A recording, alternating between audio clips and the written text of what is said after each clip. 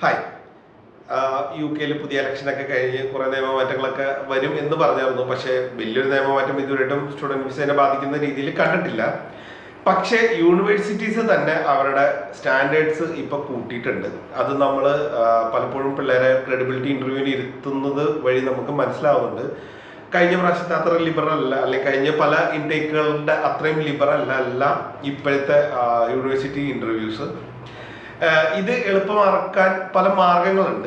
നമുക്ക് നിങ്ങളെ അതിന് അസിസ്റ്റ് ചെയ്യാൻ പറ്റും.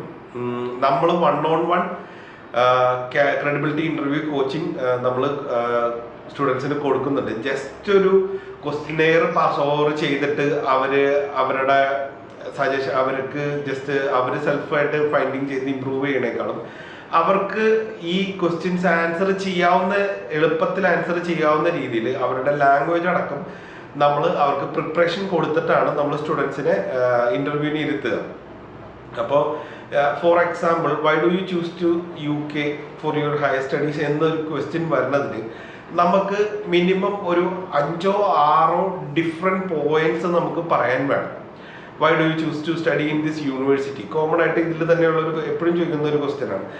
അതിന് നമുക്ക് ആ യൂണിവേഴ്സിറ്റിയുടെ എന്തെല്ലാം കാര്യങ്ങളാണ് നമ്മൾ അതിൻ്റെ ഡിസ്ക്രൈബ് ചെയ്യേണ്ടത് എന്നുള്ളത് നിങ്ങൾ അറിഞ്ഞിരിക്കേണ്ട ഒരു കാര്യമാണ്. അതുപോലെ തന്നെ why do you choose to study this course in this university, എന്തുകൊണ്ട് മറ്റൊരു യൂണിവേഴ്സിറ്റി ചൂസ് ചെയ്തില്ല. അപ്പം ഇതിന് നിങ്ങൾക്ക് കാര്യം ക്വസ്റ്റ്യൻസ് സിമ്പിൾ ആണെങ്കിലും നിങ്ങൾക്ക് ഒരുപാട് പ്രിപ്പറേഷൻസ് ഇതിനാവശ്യമുണ്ട്.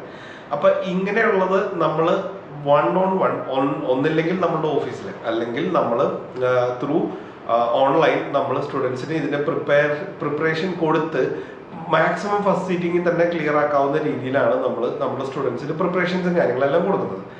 അപ്പോൾ നിങ്ങൾക്ക് അങ്ങനെ എന്തെങ്കിലും ഡിഫിക്കൽട്ടീസ് ഫേസ് ചെയ്യുന്ന ഒരാളാണ്, ഇപ്പം ലാംഗ്വേജ് അല്ല ഇതിൻ്റെ ഒരു മെയിൻ ക്രൈറ്റീരിയ എന്നുള്ളത് നിങ്ങൾ ആദ്യമേ മനസ്സിലാക്കേണ്ട ഒരു കാര്യമാണ്. ലാംഗ്വേജിന് പുറമെ നിങ്ങൾക്ക് ബേസിക്കലി നിങ്ങൾ എന്തെല്ലാം റിസർച്ച് നടത്തിയിട്ടുണ്ട് നമ്മൾ ഈ ഇൻസ്റ്റിറ്റ്യൂഷനിൽ ജോയിൻ ചെയ്യാൻ വേണ്ടിയിട്ട് എന്നുള്ള കാര്യമാണ് നമ്മൾ ഇന്റർവ്യൂവിൽ അസസ്മെന്റ് അവർ ചെയ്യുന്നത്. അപ്പോൾ അതിന് വേണ്ടിയിട്ടുള്ള കോച്ചിങ്ങും കാര്യങ്ങളെല്ലാം ചെയ്യാൻ ഞങ്ങൾ റെഡിയാണ്. അപ്പോൾ നിങ്ങൾ UK നോക്കുന്ന ഒരു വ്യക്തിയാണ്, UK പ്രിപ്പറേഷൻസിനെല്ലാം റെഡിയായി നിൽക്കുന്ന ഒരു വ്യക്തിയാണെങ്കിൽ 100% സപ്പോർട്ട് ചെയ്യാനായിട്ട് ഞങ്ങളുണ്ട്. സോ UK സ്റ്റഡി റിലേറ്റഡ് ആയിട്ടുള്ള എന്തെങ്കിലും എൻക്വയറീസ് ആണെങ്കിൽ, നിങ്ങളുടെ ഡൗട്ട്സ് റിലേറ്റഡ് ആയിട്ടുള്ള കോഴ്സുകൾ നോക്കാനൊക്കെ ആണെങ്കിൽ please call us. Happy to help you with. And thanks for watching. മറ്റൊരു വീഡിയോ ആയിട്ട് വീണ്ടും കാണാം.